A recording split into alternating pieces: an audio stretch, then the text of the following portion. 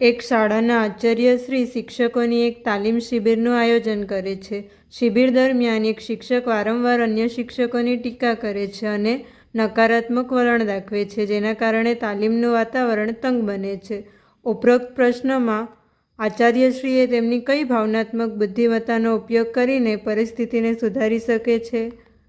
તો આન્સર આવશે સંબંધ વ્યવસ્થાપન. નકારાત્મક વલણ ધરાવતા શિક્ષકને હેન્ડલ કરવા માટે નીચેનામાંથી કયું પગલું સૌથી વધુ અસરકારક હોઈ શકે?